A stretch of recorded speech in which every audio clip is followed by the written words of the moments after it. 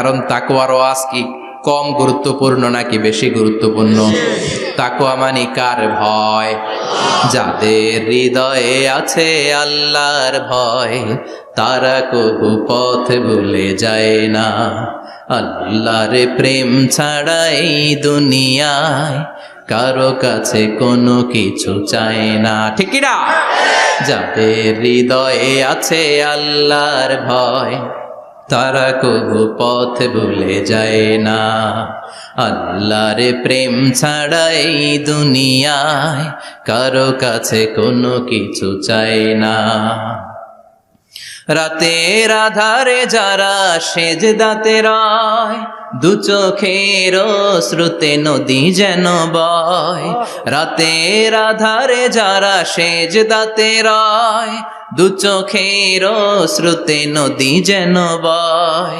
ছলনার হাছানি যতই ডাকুক, ছলনার হাছানি যতই ডাকুক, পেছনে ফিরেও সে তাকায় না। যাদের হৃদয়ে আছে আল্লাহর ভয়, তারা কবু পথ ভুলে যায় না।